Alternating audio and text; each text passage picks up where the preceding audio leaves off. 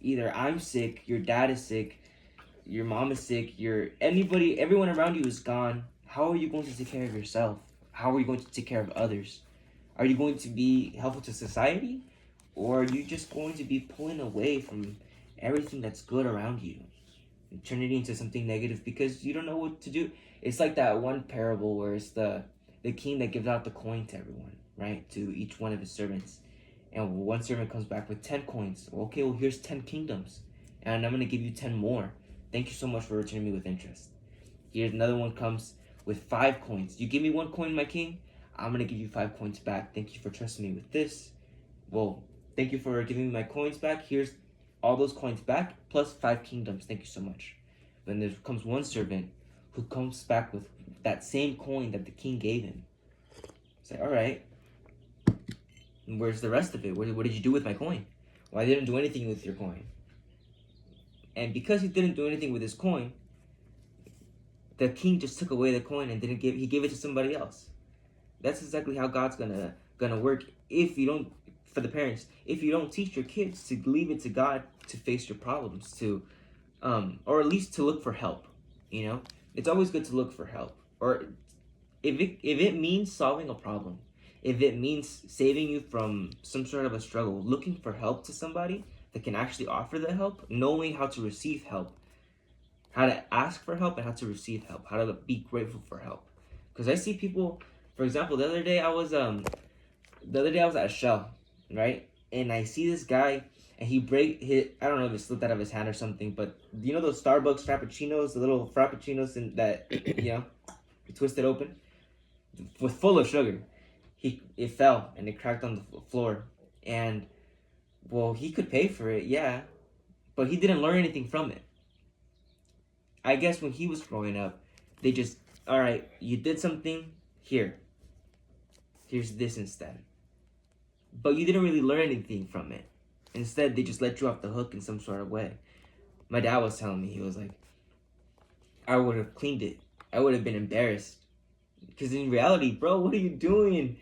You broke that, now somebody's got to clean it. And well, he was like, I got the money to pay for it. And that's good that you got the money to pay for it. But you're not getting it. Now because of you, this lady has to get on her knees and start cleaning all this glass up off the floor, making sure nobody else gets cut.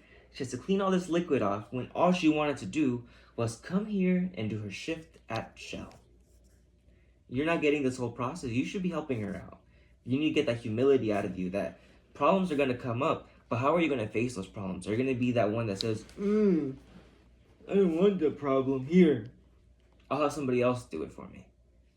Because I would never knew how to manage the problem, how to humble myself down and say, damn, this is a big obstacle here. How am I going to learn from it? Even something as simple as, like, for example, me drawing. How am I going to finish this drawing? How am I going to make it better? Well, I need to study. I need to do that sacrifice I can never think of the suffering. This whole religion, this whole relationship with Jesus is about suffering. But he suffers with you. He already did the suffering for you. So in reality, you shouldn't be suffering at all. You should be having fun. It's this world that makes you suffer. But don't suffer for the world. You suffer for God. All these problems that the world throws at you, you got to be thankful. Because it's like, oh, now I get to go ask God to help me out and solve this problem to make me stronger, to make me wiser, more patient, more loving, more forgiving towards everyone around me. Like, for example, let's just say you became a millionaire right now. You got millions and millions of dollars, all the women in the world, all the men in the world if you're a woman. I don't know how you roll. But you get everything, King Solomon style. You get everything that you want in the world. How are you gonna play with that? You have everything you want at the grasp of your hand. It's a lot of power. The power in the palm of your hand, like Dr. Octavius in Spider-Man says. What are you gonna do with it? Are you gonna let it overcome you, or are you gonna put it to control? And how do you control that amount of power? It's beyond you and your human nature. You don't know how to deal with that power. You never came with the obstacles that led you to gain that power naturally. God didn't give you that power. You never asked for it. You grabbed it, but you don't know how to control it. You have to give it to God to control. But how do you do that? You never gain that relationship with God. So let's just say you do give it to God, but this whole thing is like, if you never looked for me before, all of a sudden you're looking for me now, I'm gonna have to take it all away from you, regardless, because I need to teach you what that really meant. So you will lose it all. At least you don't lose yourself. That's the biggest thing. Because if you lose yourself from all that, at least you're left with God. Hopefully. Hopefully. But yeah, that's why you have these problems. Every time you have a problem, I didn't think about this before until March 5th of Jesus is calling. But yeah, every single time that you encounter a problem, you gotta say thank you, my Lord. Because I know that somehow, some way, I'm gonna solve this problem with you. God, give me your wisdom to solve this problem. What do I need to do? For example, these pills right here, right?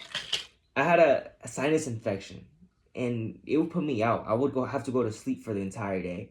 I didn't want to do anything. My head hurt so bad. It was terrible. And I asked God, God, grant me something. Heal me, my Lord. Grant me the wisdom to get through this. And I started looking on Google. What is that I have? Sinus infection? How do I get through it? I don't want to take anything. What? Ibuprofen? No, I don't want to. I'm going to sleep through it. And that was my only thing. But there came a time where I was like, bro, you know what? Heck no. I need to get through this. I need to heal this up. God, lead me to where I need to go, Father. Give me the wisdom that I need to heal myself from this sinus infection. What do I need? Humble me. So he said, you want to get healed? Go and take that medicine, bro. I know that you don't want to take it, but if you want to get healed, go and take the medicine. Trust me. At this time, you want to get through it. I know. Humble yourself down. It's not going to kill you. Go and take it. You're going to be okay. I'm going to heal you. I'm leading you to this. Accept it. And I accepted it, man. I humbled myself down. My arrogant self was saying, nah, I'm not going to take any medicine. I said, you know what? I'm going to take it. I got to get through this. I got to get this healed. This is terrible. I'm not a service for anyone around me. I'm not a service for myself. I can't even worship God because my head hurts so much or I'm asleep. So, and I feel terrible when I'm awake. You know, it's this ongoing cycle that I needed to look to God for that wisdom to heal me from just something as simple as a sinus infection. You know, that could have been healed a long time ago if I just gone to the store and grabbed the medicine. And now if my dad had just gotten through a sinus infection, I said, let's go get that medicine because I know it healed me. I have that wisdom, and now I have that wisdom to offer other people. And whenever I get sick, and I know I'm going to get a sinus infection, whenever I get sick with allergies, I'm going to get a sinus infection because I always feel it right here, and then travels up to like over here in the back of my head, and I feel it. It's just terrible. The back of my eye. Yeah, it's terrible. But now I know. Oh, here we go. I'm going to go to the store. I'm going to grab this because I don't need to take that throughout my entire life. It's just when that occurrence happens, yeah, I'll get a headache. I'll sleep on it for the first 2 days, but I'm going to go to the store. My body's already fought through it. I'm going to help it a little bit more by easing that pain at least, you know, because I still feel a little pain, but at least it's calmed down. I can focus a little bit more. I can worship correctly, you know. The best way to befriend your problems is to thank me for them. This simple act opens your mind to the possibility of benefits flowing from your difficulties. Yeah, God, if I didn't know how to color before, now I do. All right, I got to layer with this. I got to go over it with a lighter color to blend it through. If I want more shade, I go in and add to the darker color. I add a marker over and it's going to compress it even more. I can layer even more now the marker's there. Like, dude, there's a whole science to it that you got to learn, but you got to be willing to learn.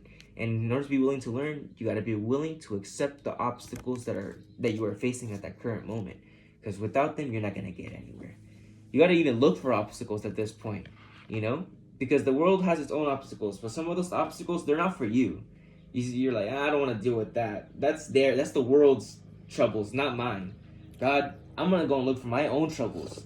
Troubles in, I need to get stronger, so what am I going to do? I'm going to go to the gym. I'm going to eat healthy. I'm going to become stronger in the mind and the spirit, in the body and physical, emotionally, intelligence, you know? I got to get this all figured out, and I'm going to do that.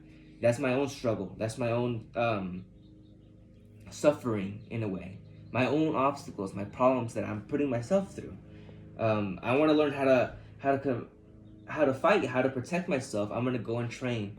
I want to learn how to become an artist in every single realm. So I'm gonna draw. I'm gonna sing. I'm gonna act. I'm gonna take photography. I'm gonna do videography. I'm gonna paint. Art goes everywhere. Art is all around you at all times. Whoever designed this book, art. Whoever designed this thing right here, art. Look at this magnet, bro. This is sick. It's something as simple as that. That's an art that took so much time to develop. You gotta face your own obstacles. But you get to decide now that Jesus is with you. Now that you have something that you can rely on, saying, whatever obstacle comes my way, Jesus is gonna be the one helping me. God is gonna be the one helping me. So now I'm gonna be choosing the hardest obstacles that I want, because I know God's gonna be with me throughout this entire time. For example, like Kobe Bryant. You think Kobe Bryant got there all by himself? Nah, he had to be thinking about God every single day and how he can elevate himself. God inside of himself, living, how am I going to become better? I gotta wake up. I heard he would wake up super early in the morning, go play basketball, come back, train, eat, weights, go back to train basketball, boom, boom, boom. Shoot a three. Kobe Bryant wouldn't be Kobe Bryant without the obstacles that he had to go through. Mike Tyson wouldn't be Mike Tyson without having to go through the obstacles he had to go through. Khabib Nurmagomedov, bro, his fighters, they're gonna be going through so much more than he had to go through now that his father is gone. These obstacles, like, I know he thanks God still every single day for the obstacles because it's made him stronger. Would he want his father to be here? Of course, who wouldn't? I, as a UFC fan, I never even met his dad, but I would want him to have his dad right there with him. But I know that these things have to happen sometimes to make himself, as wise as he could be, as strong as a leader that he could be, a father, to his family, and also to his fighters. Like, I know that a lot of fighters look up to him in that state. He's wise. A lot of other fighters who are greats in themselves, like Henry Cejudo, Demetrius Johnson, they recognize him as a great, and they have that respect for him. They're somebody to look up to because he has something that some of us don't, and it may be just love. Some fighters look to him as respect because they know that he has that love in his heart. He's very humble. His fighters are very humble. They're very wise and knowledgeable when it comes to this sport, to their religion, to their discipline. It's something that they admire from them. And then you have to admire too, because it's very hard to be that person. To be a champion of the world, creating champions, losing your dad, the one who created you. It's like, this entire time, this person has been making you, but now he's gone. So what are you? Without God, he wouldn't be Khabib. He wouldn't be the coach, the father figure that everyone looks up to too. He had to have these problems, and couldn't it have been better? Yes. Of course we would have wanted him to have his father for as long as he could have possibly had him. But there's going to be heaven, riches, where everyone is happy, everyone is joyful, there's no one is sad, everyone is healthy, everyone is living, and everyone is worshiping God, surrounded by love, And I think Khabib has that wisdom to know that problems are needed. But that's why you need to train to overcome those obstacles, to make sure your body is strong. You need to train your body in his way, I guess push-ups, sit-ups, all that physical conditioning. But he also is very religious. He conditions his spirit. And emotional intelligence, he's very stoic. He doesn't like getting too emotional, but there's times where people, he's still a man. People will take him off, but he'll humble them down too. Connor, I'm looking at you. But yeah, today's verse, March 5th, Ash Wednesday, was about confronting your obstacles and being thankful for the problems that God puts in front of you, or that the world throws at you, because you know that God is with you this entire time. And with him, any obstacle is nothing, Any obstacle is very small for him, the all-powerful God, the all-knowing God. So look for him for your wisdom, look for him for the patience to get through any obstacles that you're going through. Embrace the obstacles. God, I know that I have no money right now, that you're making me go through it, but I know, Father, you're preparing me for something big. I know that I have to be patient, Father, so lead me with your wisdom. Give me whatever you need, whatever I need, whatever you need to give me. I'm leaving it to you. I trust in you, Father. Jesus, Lord, my King of Kings. I know that you got this, that my wisdom isn't sufficient, but yours is more knowing than anybody around me. So I'm looking up to you to face my problems, my Lord. I leave my problems in the palm of your hands, So let me focus on whatever I need to focus on. And what is it that we need to focus on? is our Lord and Savior Jesus Christ. Is our King. That's what you need to focus on, because with him, everything else becomes very small, because he's so big. I hope that you guys enjoyed me rambling for 18 minutes.